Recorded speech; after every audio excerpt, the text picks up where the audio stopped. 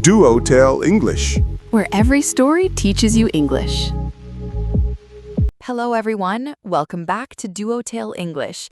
I am Lena, and today is the episode that fills the gap that no English class ever fills properly. The gap between I can speak English and I can walk up to a stranger or a colleague or someone at a party and actually start a conversation in English, naturally, without it feeling awkward or rehearsed. And I am Marcus. And that gap, starting the conversation, is genuinely one of the most practically challenging things in English communication because it requires something spontaneous. You do not have time to prepare. You have a moment, a brief, passing, one-time-only window, and either you take it or it closes. And most English learners, even quite advanced ones, let that window close. Not because they do not know English, because they do not know how to start. Today, episode 36, we are giving you the exact phrases, the exact situations, the exact techniques for starting English conversations in every context. Work, social events, travel, study environments, every type of conversation start covered today, with real phrases, live demonstrations, and strategies for keeping the conversation going once it has started. Because starting is the hardest part, but keeping it going is also a skill, and ending gracefully is a skill. Today, all of it. The start, the middle, and the end. We upload every single day. Subscribe and turn on notifications. Let us begin. Let us acknowledge the fear first. The fear of rejection. What if they aren't interested? The fear of awkwardness. What if there's an uncomfortable silence? And for English learners, what if my English is not good enough? What if I freeze? These fears are understandable, but they can all be addressed. And the most powerful way is to have the phrases, to know with confidence what you're going to say, because the fear is mostly the fear of the blank. And when you have the opener ready, the blank disappears. Research consistently shows most people respond positively to genuine, warm attempts at conversation. The fear of rejection is almost always overestimated. The consequence of a rejected opener is almost never as bad as imagined, a brief, polite withdrawal. That's it. And then try again with someone else.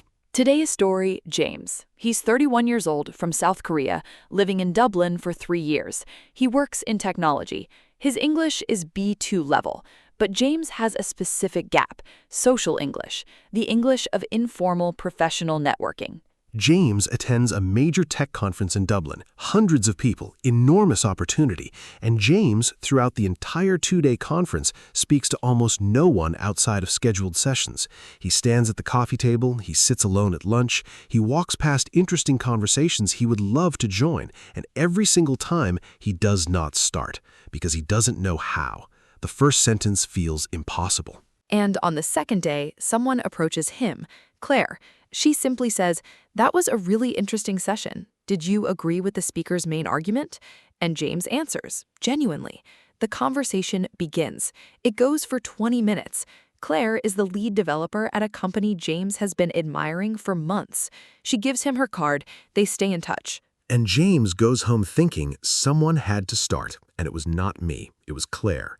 And Claire's opener was so simple, so obvious, so within reach. And he had been standing next to 20 people, 20 potential conversations, and had not started a single one. That evening, James writes a list, 5 conversation openers for every professional conference situation. He practices them out loud alone until they feel automatic, not scripted, automatic. At the next conference, 1 month later, he starts 3 conversations. 2 go well. 1 is brief and awkward and ends quickly. None end in disaster. He walks out feeling like a different person, not because his English improved, because he started. Situation 1, professional events. Openers. That was a really interesting session. Did you have a favorite point from the talk? What did you make of the speaker's argument about topic? Have you been to this conference before? I'm trying to figure out which sessions to prioritize. And introducing naturally. Hi, I'm name. I work in field. What about you? I don't think we've met yet. I'm name. Context anchors. The coffee queue's taking forever. Are you enjoying the day so far? Context anchors use something both people are experiencing as the bridge, the coffee queue, the agenda. They require no personal information and no personal risk. You're simply commenting on the shared environment. And from that shared observation, a conversation can begin. Situation 2, social events. Hi, I'm name. How do you know the host? The single most useful social opener in English.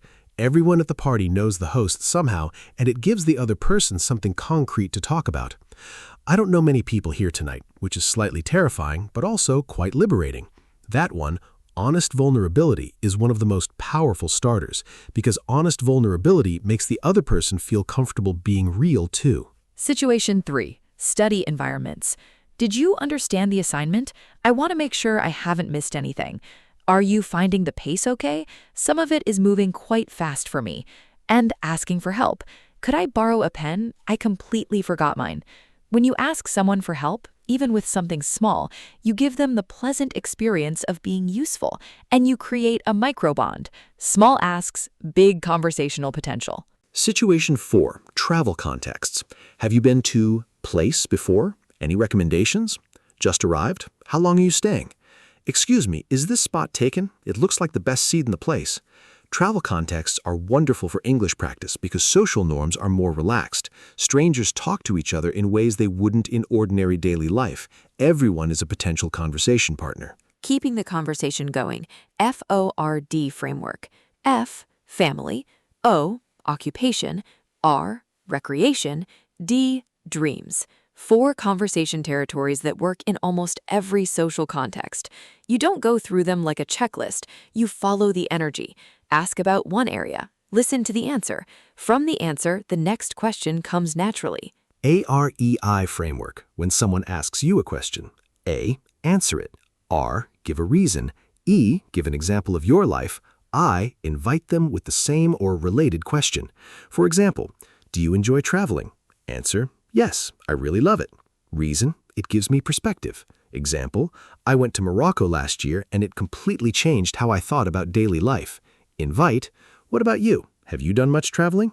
The conversation has you in it, your real life, and it has a direction. It's alive. Common mistakes. Mistake 1, waiting for the perfect moment. There is no perfect moment. The right moment is the moment you're in. Mistake 2, using a prepared opener too stiffly. Practice it until it sounds casual, until it sounds like, of course, that's what you would say. Mistake 3, asking too many questions in a row. Balance. Ask a question, listen, share something of yourself, respond to what they said before asking another. Mistake 4, not listening to the answer. The habit of preparing your next sentence while the other person is still speaking, which means you miss what they said. The cure, active listening. Really hear what they say. Let your response come from what you heard. Mistake 5, not knowing how to end gracefully. Good endings? Professional, it's been really great talking to you. I'd love to stay in touch. Would you be happy to connect on LinkedIn? Social, I should probably go and say hello to a few others, but this has been lovely.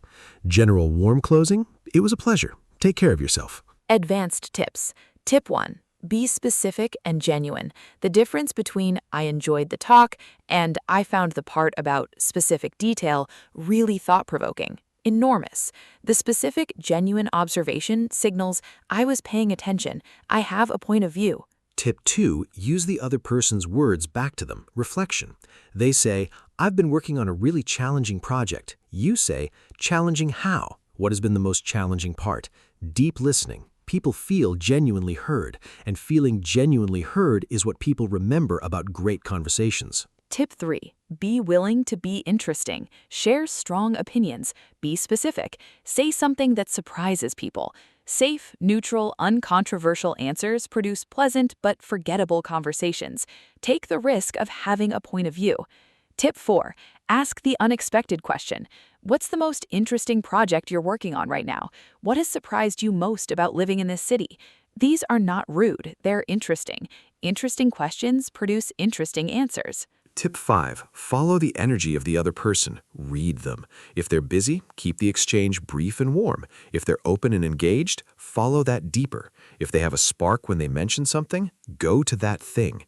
This is the most sophisticated social skill there is, the ability to read where someone wants to go and follow that rather than your own agenda. Live demonstration. James starting 4 conversations. Conversation 1. Coffee queue. James. This queue is taking about as long as the keynote. Are you going to the afternoon session on AI ethics? Stranger. Yes, actually, I've been looking forward to it. Are you in tech? James, software development, 5 years. What about you? Stranger, I'm in policy, working on digital regulation. James, oh, that's fascinating. I'd love to hear about what the policy side makes of what we're actually building. Conversation 2, lunch buffet. Excuse me, do you know if that's vegetarian? The label has fallen off. Stranger, I think so. I asked earlier. Are you a vegetarian? James, not strictly, but I'm trying to eat less meat. Did you enjoy this morning? Stranger, the first session was brilliant. The second, less so. The Q&A went on for way too long. James, tell me about it. I had a question but gave up after 20 minutes. Conversation 3, end of a session. James, that was a really interesting point he made about open source ethics. Did you agree with him? Stranger, honestly, not entirely. I think he oversimplified the commercial side. James, That is exactly what I felt. What specifically did you think he missed? And they were still talking 10 minutes later. Conversation 4, brief exchange. Excuse me, I think we were in the same session this morning. Did you find it useful? Actually, I came in late. I missed most of it. Oh, well, it was interesting if you get a chance to watch it back. Enjoy the rest of the day. You too, thanks. Brief, clean, graceful. No disaster, just a moment of human contact. word expert. 12 conversation vocabulary words. Word 1, initiate. To cause something to begin. To be the one who starts it. She was the one who initiated the conversation. Say it. I initiate conversations rather than waiting for others. Word 2, rapport. A close, harmonious relationship of mutual understanding. She established strong rapport with the interviewer within the first few minutes. Say it. I build rapport through genuine curiosity and active listening. Word 3, icebreaker. A remark or activity intended to make a social situation more relaxed at the beginning. His opening question was a perfect icebreaker. Say it. I use icebreakers to make people feel comfortable. Word 4, reciprocal. Given, felt, or done in return. Equal and mutual. Good conversations are reciprocal. Both people contribute and both people listen. Say it. I make sure my conversations are reciprocal. Word 5, probe. To ask questions that explore something more deeply. He probed gently about her work and discovered a fascinating area. Say it. I probe thoughtfully to understand people better. Word 6, receptive.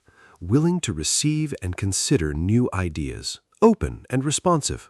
She seemed genuinely receptive. Her body language was open. Say it. I make myself receptive to conversations with new people. Word 7, engage. To attract and hold attention. To involve someone meaningfully. He engaged her immediately with a specific, thoughtful question. Say it. I engage people with genuine curiosity and warmth. Word 8, awkward silence. A pause in conversation that feels uncomfortable. Learning to manage awkward silences is an important conversation skill. Say it. I fill awkward silences naturally with a new topic. Word 9, small talk. Light, informal conversation about unimportant matters to build rapport. She was excellent at small talk. She could make anyone feel comfortable. Say it. Small talk is a valuable social skill I am practicing. Word 10, common ground. A shared interest or belief that creates natural connection. They found common ground when they discovered they had both worked in the same city. Say it. I look for common ground in every new conversation. Word 11, approachable. Easy and pleasant to talk to, seeming open and willing to engage. She had an approachable manner that made people feel comfortable starting conversations. Say it. I tried to be approachable. Open body language and a genuine smile. Word 12, conversationalist. A person who is skilled and enjoyable to talk with. She was known as a wonderful conversationalist. Say it. I am becoming a better conversationalist every day. Shadowing practice. Repeat after me 3 times each. Warmly, genuinely, as if to a real person. That was a really interesting session. What did you make of the speaker's main argument? Say it. Hi, I'm James. I work in field. I don't think we've met yet. Say it. How do you know the host? I'm trying to figure out how everyone is connected. Say it. Have you been here before? I'm trying to figure out which sessions to prioritize. Say it. I don't know many people here tonight, which is slightly terrifying but also quite liberating. Say it. That is a really good point. Can you tell me more about that? Say it. That's funny you should say that because something similar happened to me just recently. Say it. What has been the most interesting part of the event for you so far? Say it. I'd love to hear more about that. What exactly does your work involve? Say it. It has been so great talking to you. I'd love to stay in touch. Are you on LinkedIn? Say it. I'll let you get back to the event, but it has genuinely been a pleasure to meet you. Say it. Every time I push myself to start a conversation in English, something good happens. Say it. That is episode 36. Our question today, start one conversation in English, just one, with anyone, and come and tell us how it went, in English, in the comments. We read every comment and reply every day. We upload every day. Episode 37 tomorrow. Goodbye, everyone. Goodbye, everyone. Go start a conversation. The window is open. Go through it. Bye, Marcus. Bye, Lana. Bye, everyone. The worst that can happen is a polite withdrawal, and even that is survivable. Go start. Bye.